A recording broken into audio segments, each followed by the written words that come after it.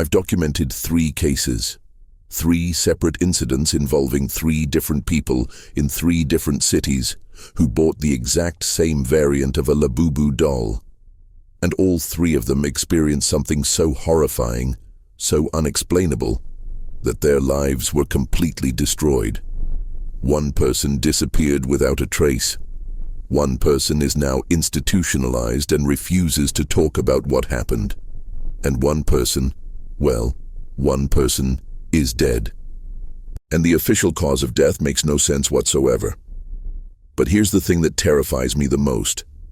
After I started investigating these cases, after I started digging deeper into the history of this particular doll variant, I found out that the doll is still circulating. It's still being bought and sold. It's still showing up in people's collections.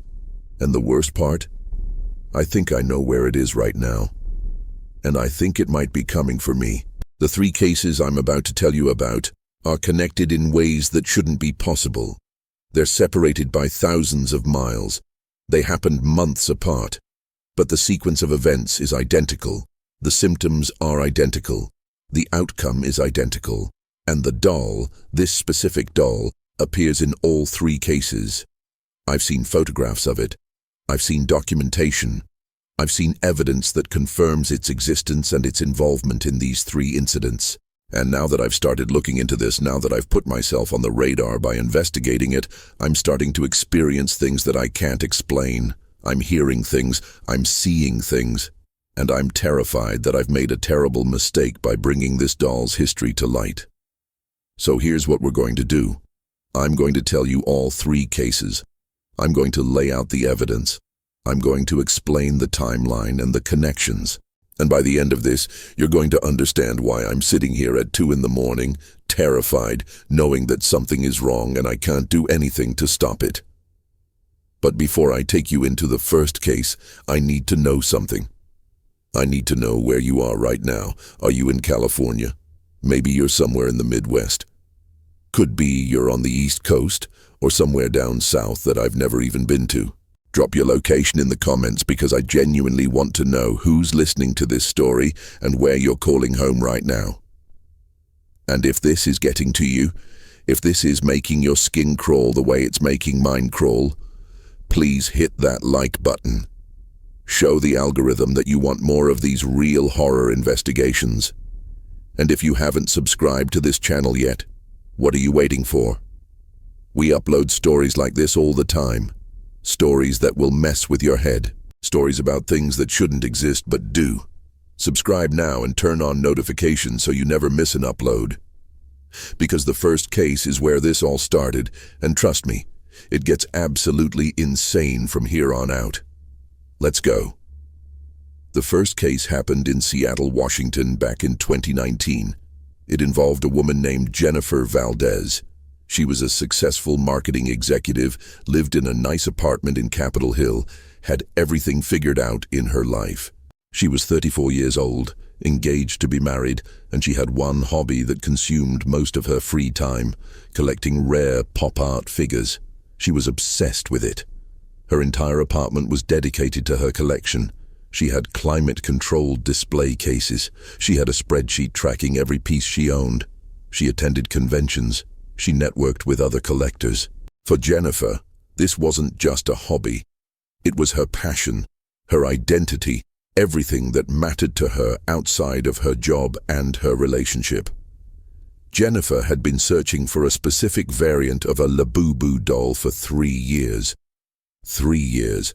She knew every detail about it. She knew its edition number. She knew where it had been released. She knew how many were produced, and she knew that it was incredibly rare. There were probably only a handful in circulation in the entire United States. Jennifer had set aside money specifically to buy this doll when she found it. She was willing to spend thousands. She was willing to travel anywhere to get it. That's how much she wanted it. In March of 2019, Jennifer finally found it. It was being sold by a private collector in Los Angeles who was liquidating his collection. Jennifer flew down immediately. She saw the doll in person, confirmed it was authentic, and made the purchase. She paid $7,000 for it. $7,000 for a toy. But for Jennifer, it was the crown jewel of her collection. She brought it home in a special carrying case. She treated it like it was made of gold. The first few days were fine. Jennifer brought the doll home, placed it in the most prominent position in her collection, and was genuinely happy. She posted about it on collector forums. She sent photographs to her friends. She texted her fiancé, Marcus, about how happy she was. Everything seemed normal. But then, on the fourth day after bringing the doll home, something changed. Jennifer called in sick to work. Her boss said she sounded strange on the phone. Her voice was different, like she was distracted or upset about something. Jennifer said she had a migraine and needed to rest. But she didn't rest. Instead, Jennifer spent the entire day in her apartment, in the room with her collection. Her roommate, Ashley, said that when she came home from work that evening, Jennifer was still in that room, sitting on the floor in front of the display case that held the new Labubu doll. She wasn't moving. She was just sitting there, staring at it. Ashley asked her if she was okay. Jennifer didn't respond. Ashley tried talking to her again, but Jennifer just kept staring at the doll with this blank expression on her face. Ashley thought maybe Jennifer was having some kind of episode. Maybe she was sick. So Ashley left her alone and went to her own room. But that night, Ashley heard sounds coming from Jennifer's room. Sounds that didn't make sense. It sounded like Jennifer was talking to someone, but there was nobody else in the apartment. Ashley got out of bed and went to check on her. When she opened Jennifer's door, Jennifer was standing in front of the display case, and she was having a full conversation with the Labubu doll. She was speaking to it like it was a person. She was asking it questions. And then she would pause, like she was listening to it respond. Ashley was genuinely frightened. She tried to get Jennifer to come to bed, tried to get her to stop what she was doing, but Jennifer pushed her away. She told Ashley to leave her alone, that she didn't understand, that the doll was trying to tell her something important. Ashley backed out of the room and locked herself in her own bedroom. She considered calling 911, but she didn't know what she would tell them. That her roommate was talking to a doll. They'd think she was crazy. The next morning, Jennifer seemed normal again.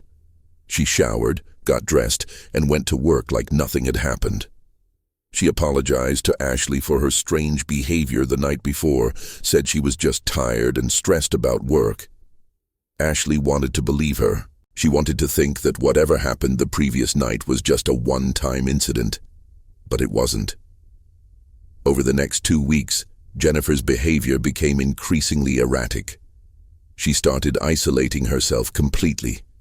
She would come home from work and immediately go to her collection room and close the door. She stopped answering texts from her fiancé, Marcus. She stopped going out. She barely ate. Ashley tried talking to her several times, but Jennifer would just snap at her and tell her to mind her own business. One night, Ashley heard Jennifer crying in her room. She heard her saying things like, I don't want to, over and over again. It was like Jennifer was arguing with someone, but there was nobody else there. By the 3rd week, Marcus became genuinely concerned. He hadn't heard from Jennifer in days. He called her office and found out that she had called in sick 3 times that week. That wasn't like her at all. Jennifer never called in sick. Marcus drove to her apartment immediately. When Ashley opened the door, Marcus could see the fear in her eyes. He could tell that something was seriously wrong. Ashley explained everything: Jennifer's strange behavior, the way she was talking to the doll, how she had basically locked herself away in her collection room and refused to come out. Marcus went to Jennifer's room and knocked on the door. There was no response. He knocked again, harder this time. He heard movement inside, and then Jennifer opened the door. Marcus was shocked by what he saw. Jennifer looked like she hadn't slept in days. Her eyes were sunken in. Her hair was matted. She was wearing the same clothes she'd been wearing when he last saw her a week and a half ago.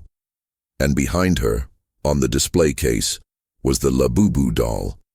Its position had changed. The way it was positioned, it looked like it was facing Jennifer. It looked like it was staring at her. Marcus tried to talk to Jennifer, but she wouldn't engage with him. She kept looking back at the doll. She kept glancing at it like she was afraid of what it might do if she didn't pay attention to it. Marcus asked her if they could talk, if they could go somewhere else, away from the collection room. Jennifer refused. She said she couldn't leave. She said the doll needed her. When Marcus tried to physically move her out of the room, Jennifer became violent. She screamed at him. She told him to get out. She told him that he didn't understand, that nobody understood, that the doll had chosen her, and she had to listen to what it was telling her. Marcus called the police. He explained that his fiancée seemed to be experiencing some kind of mental health crisis. When the police arrived, they found Jennifer sitting in her collection room, completely catatonic. She was unresponsive to questions. She wouldn't engage with the officers. They called an ambulance, and Jennifer was transported to Harborview Medical Center, the psychiatric hospital in Seattle. She was admitted and placed on a psychiatric hold for evaluation. But here's where the case becomes really interesting.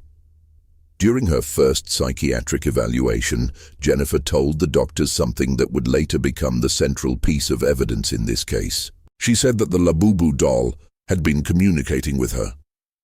She said that it had been telling her things about her past, her future, things that nobody should know. She said that the doll was showing her things in her mind, like images or visions. She described in detail events from her childhood that she had never told anyone about. Events that were traumatic. Events that nobody could have known about unless she had told them or unless something was literally inside her head, accessing her memories. The psychiatric evaluation concluded that Jennifer was experiencing acute psychosis with possible dissociative elements. She was prescribed medication and kept in the hospital for observation. But here's the thing. The medication didn't help. Jennifer didn't get better. She continued to claim that the doll was communicating with her. She continued to describe experiences that the doctors couldn't explain. After 6 weeks in the hospital, Jennifer was released into outpatient care with a recommendation for continued psychiatric treatment. But Jennifer never went to those appointments. Instead, she did something that nobody expected. She quit her job, she called off her engagement, she gave away most of her possessions, and she went searching for the Labubu doll. Ashley found Jennifer's apartment empty when she came home from work one day. Jennifer had left a note that just said, "I have to find it. I have to give it back." She didn't say what it was or where she was going. Jennifer disappeared. The police launched a missing persons investigation, but they had no leads. Nobody had seen her. Nobody knew where she was. For 2 years, Jennifer Valdez was completely missing. No contact, no sightings, nothing. But then, in 2021, Jennifer was found. She walked into a police station in Portland, Oregon, completely disoriented and unable to explain where she had been or what had happened during the 2 years she was missing. She didn't remember most of it. She had fragments of memories. She remembered being on the road. She remembered sleeping in her car. She remembered searching for something, but she couldn't articulate what.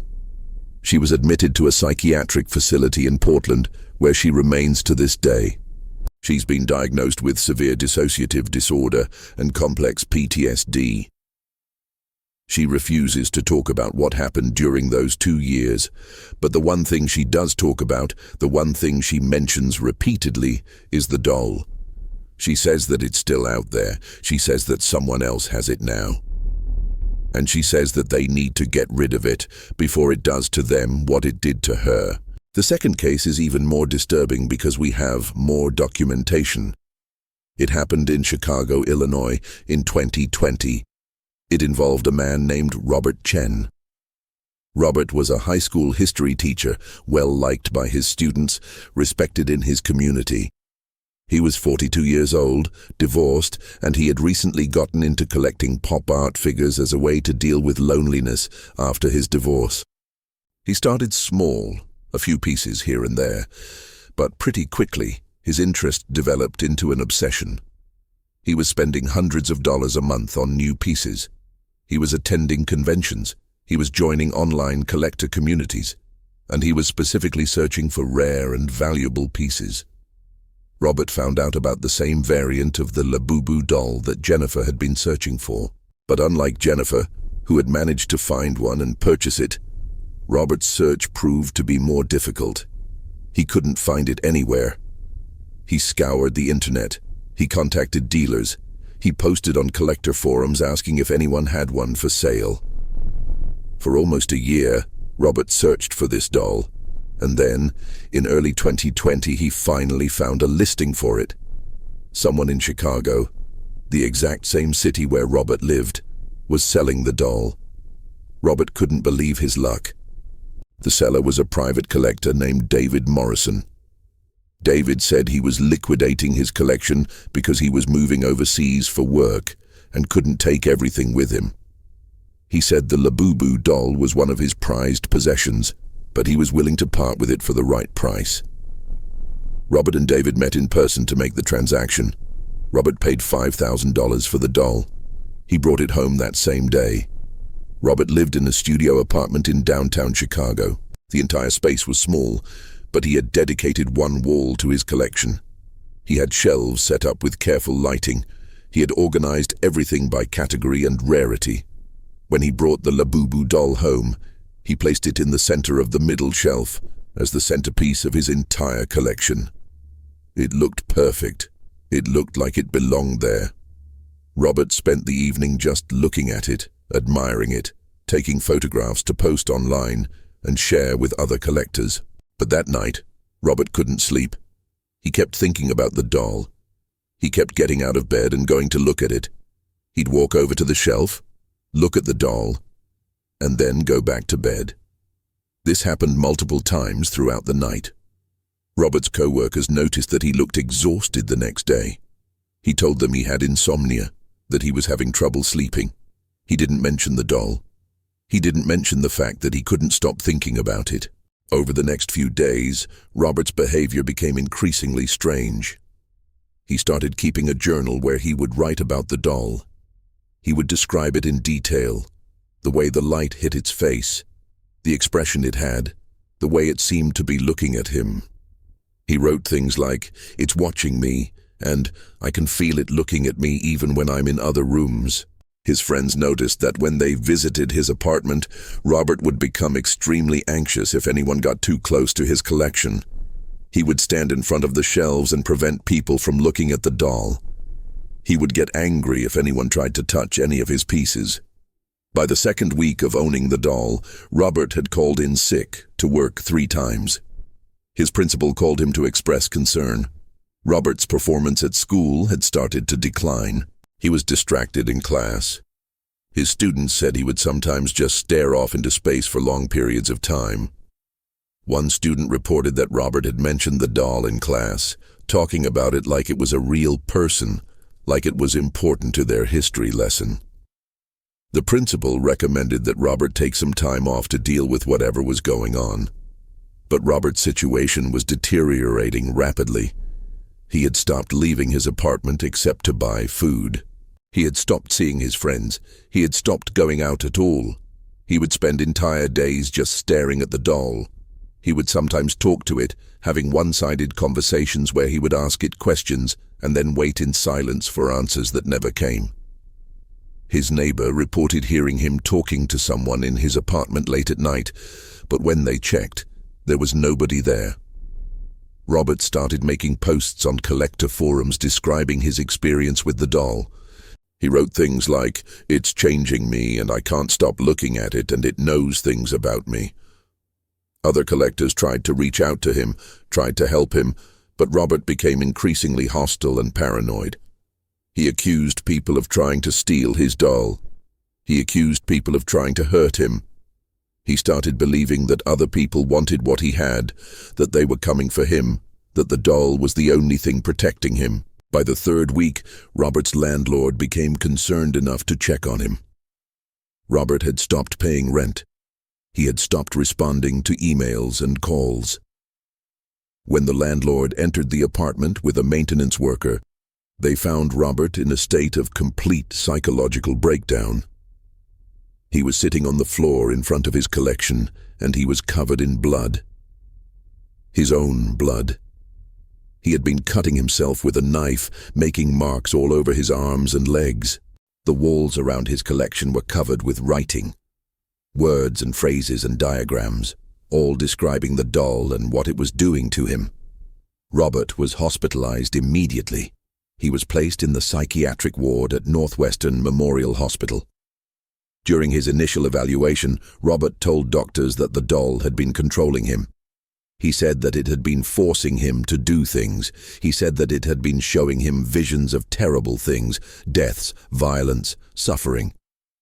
He said that the doll wanted him to hurt himself, that it was punishing him for something, but he didn't know what.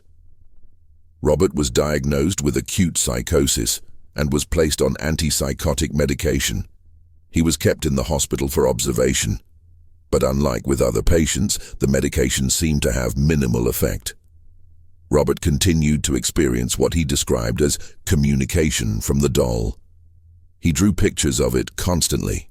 He would describe in detail things that the doll was supposedly telling him. And most disturbing of all, he would sometimes go completely catatonic, staring at nothing for hours at a time, completely unresponsive to any stimuli. After 3 months in the hospital, Robert was released into a residential treatment facility. He was deemed stable enough to be discharged, though still requiring intensive psychiatric care. The doctors wrote in his discharge summary that they believed Robert was experiencing a severe dissociative disorder with psychotic features. They recommended long-term therapy and continued medication. But they also noted something unusual in their documentation. They noted that Robert's mental state seemed to deteriorate when discussions about the doll came up. When they tried to process his trauma related to the doll, his symptoms would worsen. When they avoided discussing it, he seemed to improve slightly.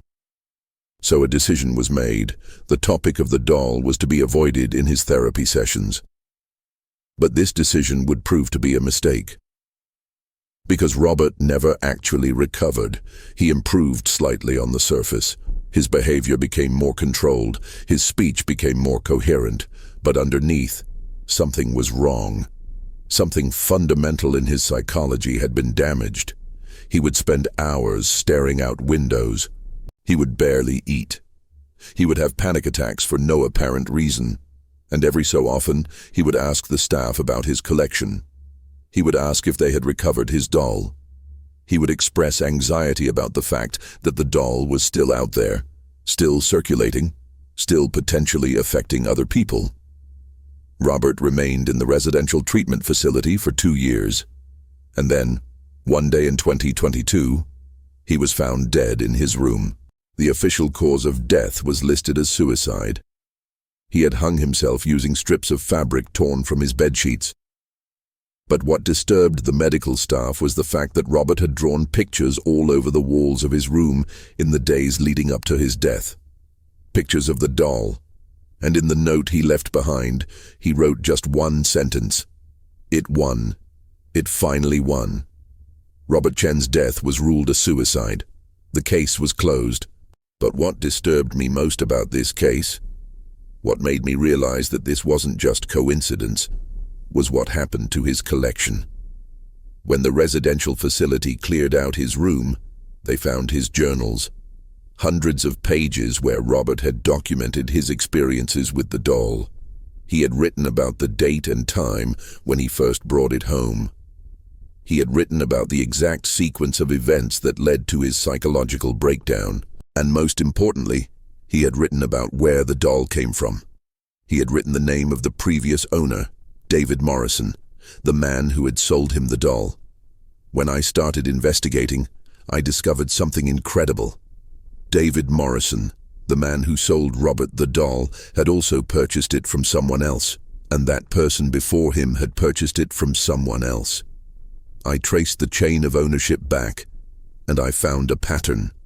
Every single person who had owned this particular variant of the Labubu doll had experienced some form of psychological trauma. Some had recovered, some had not, some had died. But all of them had been changed by the experience, and all of them reported the same thing, that the doll was alive, that it was conscious, that it was aware of them and was deliberately causing them harm. The third case happened in Miami, Florida, in 2021. It involved a woman named Sandra Reyes.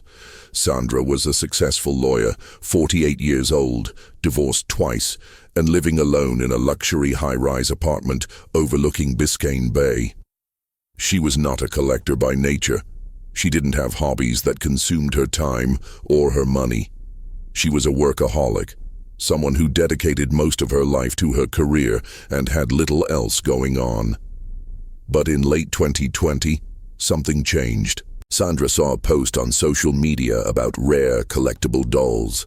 She saw photographs of beautiful pop art figures, all valuable, all rare, all desirable, and something in her mind clicked.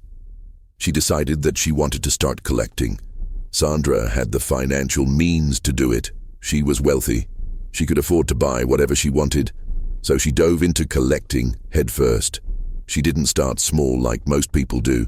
She went directly to the high-end market. She was buying expensive, rare pieces, spending thousands of dollars at a time. Within a few months, her Miami apartment began to look like a museum. She had converted an entire room into a climate-controlled collection space. She had installed special lighting. She had hired someone to help her organize and maintain her collection. And then Sandra became aware of the Labubu variant that everyone was talking about. She found out about the rarity. She found out about the value. She found out about the legendary status it had in the collector community. And she decided that she had to have it. She wanted to own the most valuable, most rare, most desirable piece in existence. So she began her search. She contacted dealers. She reached out to collectors. She offered money, increasingly larger amounts of money, to anyone who might have one or know where to find one. After months of searching, Sandra finally found one. It was being held in a private collection by a man in Los Angeles who was not interested in selling it under any circumstances. But Sandra didn't accept no for an answer. She flew to Los Angeles. She met with the collector in person. She offered him an absurd amount of money, more than the doll's estimated market value. She offered him $100,000 for it. The collector was shocked. He had never expected anyone to offer that much money. He had been attached to the doll, didn't want to sell it, but $100,000 was impossible to refuse. He agreed to the sale. Sandra brought the doll back to Miami and placed it in the most prominent position in her collection room. It was beautiful. It was rare. It was valuable. And it was now hers. She posted about it online. She shared photographs with other collectors. She bragged about the price she had paid for it. And then something extraordinary happened. Within days of bringing the doll to Miami, Sandra's entire personality changed. She went from being a workaholic who barely had time for anything to being completely obsessed with the doll. She called in sick to her law firm. She canceled important meetings. She stopped going to her office entirely. She just stayed at home staring at the doll. Her family and friends became deeply concerned. Sandra's sister flew down to Miami to check on her. When she arrived at Sandra's apartment, she found her sitting in the collection room, completely disheveled, not having changed clothes in days, not having showered, looking like she hadn't slept properly in a long time. Sandra's sister tried to get her to leave the room, tried to get her to seek medical help, but Sandra refused. She said she couldn't leave. She said the doll needed her. She said something terrible would happen if she left. Sandra's sister called 911. Sandra was transported to Jackson Memorial Hospital for psychiatric evaluation. During her initial assessment, Sandra exhibited signs of severe depression, anxiety, and what appeared to be command hallucinations. She kept talking about the voice that was speaking to her. She described hearing a voice that wasn't hers, a voice that was coming from outside of her head, a voice that was telling her to do terrible things. She refused to elaborate on what those terrible things were. Sandra was admitted to the psychiatric ward and placed on suicide watch. The medical team prescribed antipsychotic and antidepressant medications, but Sandra's condition did not improve. If anything, it worsened. She became increasingly agitated. She would have panic attacks where she would scream and thrash around. She kept asking the staff to go back to Miami, to go back to her apartment, to go back to the doll. She said she had unfinished business with it.